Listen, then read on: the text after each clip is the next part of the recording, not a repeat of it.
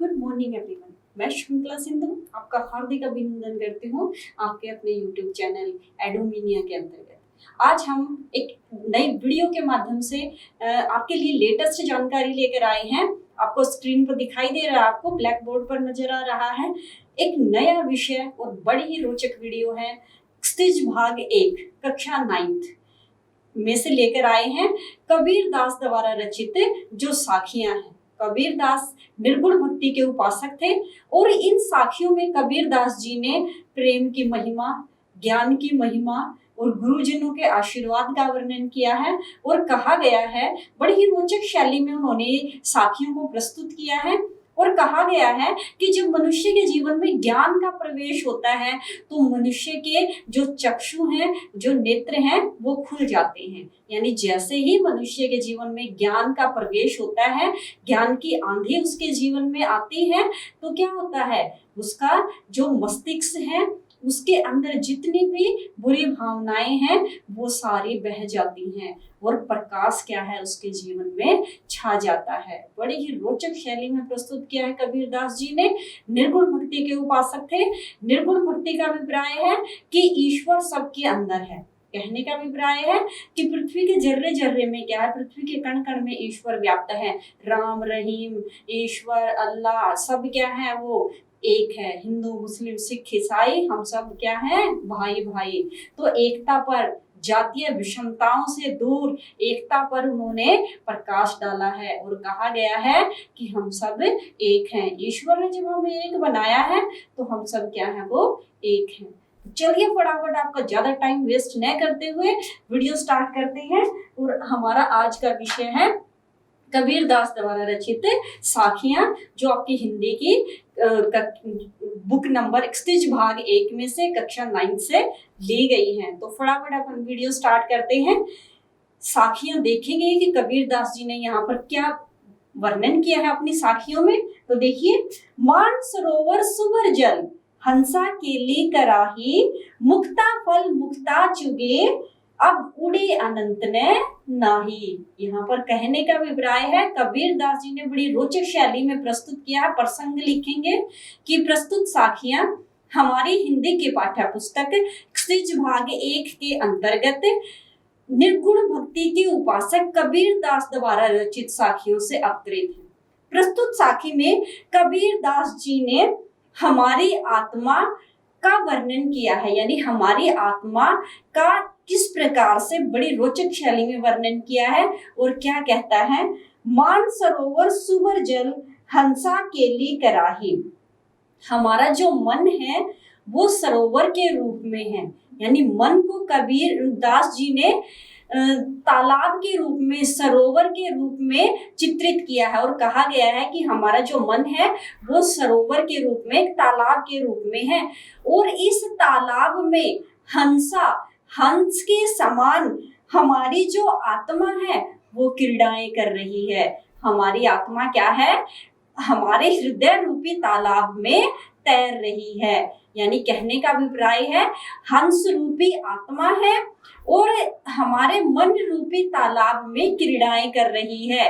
केली कराही, इसका अभिप्राय है तरह तरह की अलग अलग प्रकार की क्या है, वो क्रीड़ाएं कर रही है। मुक्ता फल मुक्ता चुगे, और हमारा जो आत्मा है वो हंस रूपी है। और हंस का काम क्या होता है, मोती चुगने का। ठीक इसी प्रकार से हमारी आत्मा हमारे हृदय रूपी सरोवर में से मोती चुग रही है। और क्या कहा है आगे, अब उड़ी अनंत न जाही। और ईश्वर की भक्ति के अलावा, यानी जो मोती है वो उन हमारी आत्मा के लिए ईश्वर की भक्ति के रूप में है। और कहा गया है कबीर दास जी ने कि अब हमारी आत्मा है वो हमारे मन रूपी तालाब को छोड़कर कहीं नहीं जाना चाहती। यानी उसको सिर्फ और सिर्फ ईश्वर की भक्ति का ही सहारा है, इसके अतिरिक्त वह और कहीं उड़कर नहीं जाना चाहती। हमारे हृदय में ही केली करना चाहती, हमारे हृदय में ही क्रीड़ाएं करना चाहती है। और हंस के समान हमारी आत्मा है। हंस सफेद रंग का होता है। इसका अभिप्राय है हमारी आत्मा पवित्र है, किसी भी प्रकार का कोई भी दोष उसमें नहीं है और ईश्वर की भक्ति रूपी मोती को वह चुनना चाहती है। नेक्स्ट वाली जो साखी है उसमें देख लेते हैं।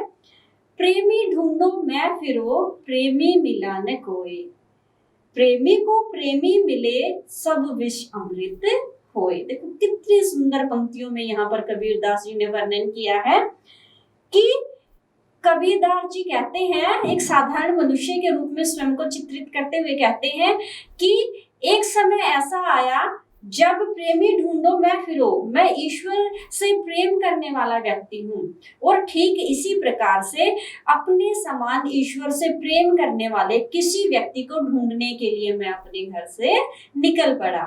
फिर क्या होता है, लेकिन मुझे कहीं पर भी संसार में, इस समस्त संसार में मुझे कहीं पर भी मेरे समान ईश्वर से प्रेम करने वाला व्यक्ति नहीं मिला। कहने का अभिप्राय है कि मेरे जैसा नहीं मिला।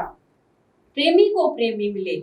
यदि ईश्वर की कृपा हो जाती है, यदि ईश्वर की कृपा क्या है, उस परम पिता परमेश्वर की कृपा हम पर हो जाती है, तो प्रेमी को प्रेमी मिले। परमपिता परमेश्वर की कृपा से ईश्वर भक्ति से प्रेम करने वाले व्यक्ति को यदि कोई दूसरा ईश्वर से प्रेम करने वाला व्यक्ति जब आपस में मिल जाते हैं, आपस में क्या है, उनके बीच में वार्तालाप हो जाता है, तो उनके वार्तालाप करने के कारण सब विष, उनके अंदर जितनी बुराइयां थी, जितना विष था, जितना जहर था, वो किस में बदल जाता है, किस में तब्दील हो जाता है, सारी विषय वासनाएं प्रेम के रूप में बदल जाती हैं। यानी सारा विषय वासनाएं, समस्त जो बुरी भावनाएं थी, वो अमृत धारा के रूप में बदल जाती हैं। नेक्स्ट देखिए, हस्ती चढ़िए ज्ञान को। अब यहाँ पर जो ज्ञान रूपी हाथी पर सवार होकर, मनुष्य के जीवन में जब ज्ञान आता है तो ज्ञान रूपी हाथी पर सवार होकर सहज दुलीचा डारी। इसका अभिप्राय है कि सहज भक्ति भावना रूपी जो दुलीचा है, एक कपड़ा है, वह उस पर हाथी, ज्ञान रूपी जो हाथी है उस पर डाल लिया है। यानी सहज भक्ति रूपी कपड़ा क्या है, वो हमारी ज्ञान रूपी जो हाथी है उस पर डाल लिया है। और फिर क्या होता है, स्वान रूप संसार है, स्वान होते कुत्ता। इस संसार को कबीरदास जी ने कहा है कि यह संसार जो व्यर्थ में अपना समय खोता रहता है, यह संसार तो क्या है, कुत्ते के समान है। भूखन दे चकमारी, भौंकने दो उसको, अपना समय व्यर्थ गवाने दो, इससे हमें कोई भी प्रभाव नहीं पड़ता है। बल्कि हमें तो भगवान की भक्ति का सहारा है। जब उसी के आशीर्वाद से, यानी परमपिता परमेश्वर के आशीर्वाद से हमारे जीवन में ज्ञान का प्रवेश हुआ है, तो उसी ज्ञान की मजबूत रस्सी को पकड़कर, उसी हाथी पर सवार होकर हमें अपना जीवन क्या है, सहज रूप से, सहज भक्ति भाव से गुजार देना चाहिए। संसार में रहने वाले व्यक्ति जो कहते हैं, उनकी बातों पर कभी भी ध्यान नहीं देना चाहिए। आगे है, पखा पखी के कार ने सब जग रहा भुलाए। पखा पखी के कार ने सब जग रहा भुलाए। आगे बताया है, निरपक होई के हरि भजे, निरपक होई के हरि भजे, और सोई संत सुजान, सोई संत सुजान। यहाँ पर कबीरदास जी कहता है कि पक्ष विपक्ष, पखा पखी, पक्ष विपक्ष। इसका अभिप्राय है कि तू ईश्वर को मान, तू मुस्लिम धर्म में विश्वास रखता है, मैं हिंदू में रखता हूँ, तू सिख है, तू ईसाई है।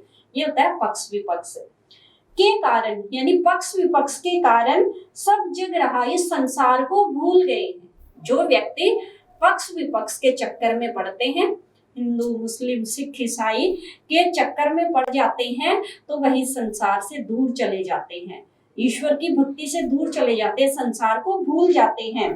और निरपक हुई, निरपक निष्पक्ष होकर, जो व्यक्ति निष्पक्ष होकर हरि का भजन करते हैं, हरि का सुमरन करते हैं, हरि मीन्स भगवान को याद करते हैं, वही व्यक्ति इस संसार में परम बुद्धिमान है, वही समझदार है। कहने का अभिप्राय है कि वही व्यक्ति, वही संत, वही अच्छा व्यक्ति सुजान बुद्धिमान है। कौन व्यक्ति बुद्धिमान है? जो पक्ष विपक्ष के चक्कर में नहीं पड़ता है, यानी निष्पक्ष होकर क्या है वो हरि का भजन करता है, ईश्वर को याद करता है। आगे बताया है, हिंदू मुआ राम कहे, मुस्लिम कहे खुदाए, कहे कबीर सो जीवता जो दोनों के निकट में जाही। अब यहाँ पर एक बहुत अच्छा संदेश दिया है कबीर दास जी ने। और क्या कहता है कबीर दास कि हिंदू कहता है मुआ मूर्ख, हिंदू कहता है हिंदू मुआ राम कही, हिंदू कहता है कि राम मेरा है। हिंदू क्या कहता है कि राम क्या है वो मेरा है।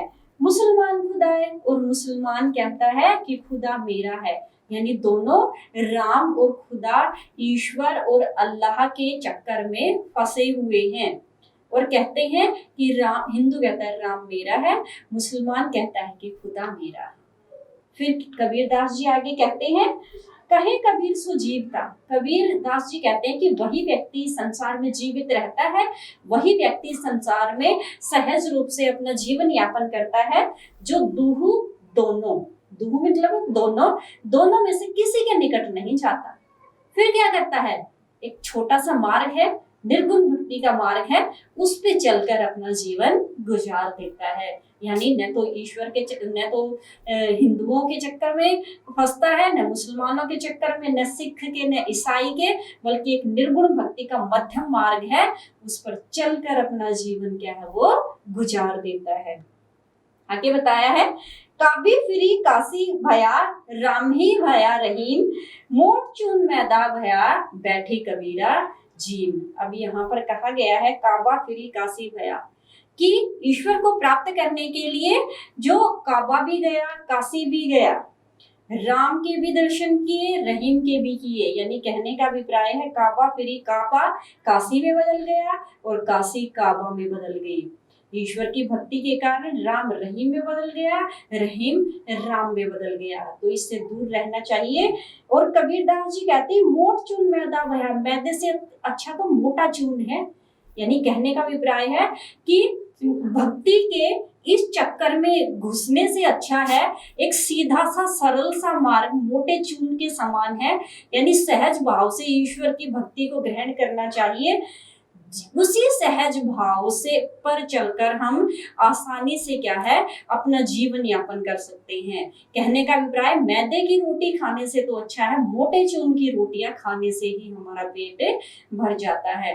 यानी ज्यादा अंधविश्वास के चक्कर में हमें नहीं फंसना चाहिए, बल्कि सहज मध्यम मार्ग यानी मैदे से दूर हटकर मोटे चून रूपी जो मध्यम मार्ग है उस पर चलकर हमें अपना जीवन क्या है वो गुजार देना चाहिए। आगे बताया है, ऊंचे कुल का जन्मिया जो करनी ऊंच न होए, सुब्रन कलश सूरा भरा साधु निंदा सोए।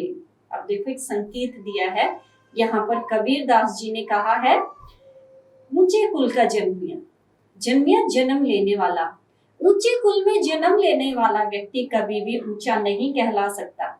क्यों नहीं कहला सकता? क्योंकि यदि उसके कर्म अच्छे नहीं हैं तो कभी भी ऊंचा नहीं कहलाएगा। जो करनी ऊंच न हुए, यदि उसके कर्म उसके द्वारा किए गए कार्य अच्छे नहीं हैं तो वो कभी भी अच्छा व्यक्ति नहीं कहलाएगा, कभी भी उच्च कुल का व्यक्ति नहीं कहलाएगा।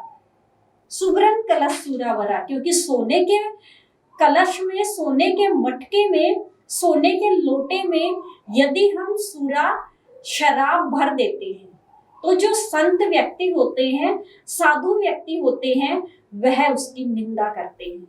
हमेशा क्या है उसकी निंदा करेंगे, कभी भी उसकी अच्छाई का बखान नहीं करेंगे। यानी सोना ऊंचे कुल के समान माना गया है, लेकिन कर्म है वो शराब के समान अपवित्र है। ठीक इसी प्रकार से यदि कोई पुत्र ऊंचे कुल में या यदि कोई व्यक्ति ऊंचे कुल में जन्म लेता है और उसके कर्म अच्छे नहीं हैं तो वो कदापि अच्छा नहीं कहलाएगा। और यदि उसके कर्म अच्छे हैं, चाहे उसने छोटे कुल में, निम्न कुल में जन्म लिया है, तो वह अच्छा व्यक्ति ही कहलाएगा। ठीक इसी प्रकार से सोने से बने हुए किसी भी बर्तन में, किसी भी पात्र में यदि हम शराब डाल देते हैं तो सोने के गुण क्या है, उस शराब के अवगुणों के नीचे दब जाते हैं। और कभी भी जो साधु व्यक्ति है वह उसकी स्तुति नहीं करेंगे, उसकी प्रशंसा नहीं करेंगे, बल्कि क्या करेंगे, उसकी निंदा ही करेंगे।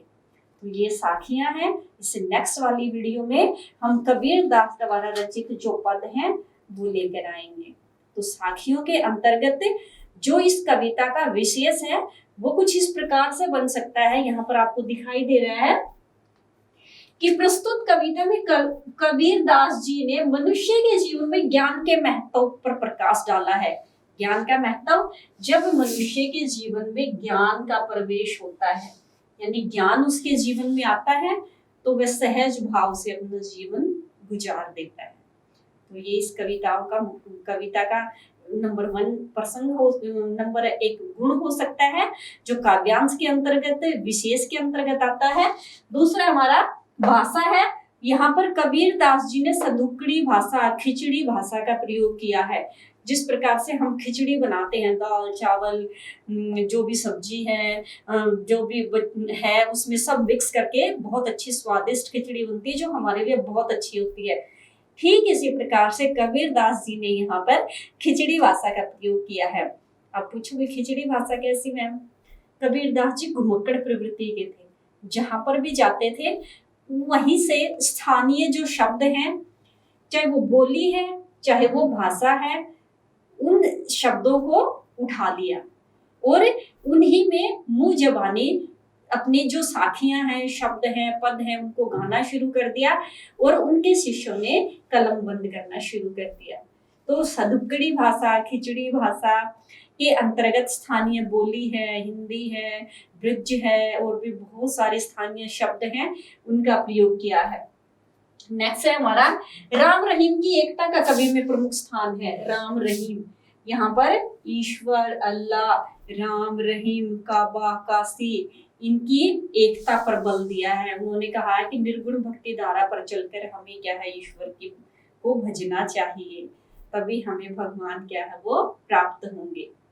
नेक्स्ट है आत्मबोध, आत्मा का बोध, जगत बोध, इस संसार का ज्ञान, दार्शनिक चिंतन, जो हम सोचते हैं, दर्शन संबंधी, जैसे सुकरात है वो महान दार्शनिक माने जाते हैं। ठीक इसी प्रकार से दार्शनिक मतलब सोचता है, वो लोगों की भलाई के कल्याण के विषय में ऐसी ऐसी बातें लिखता है।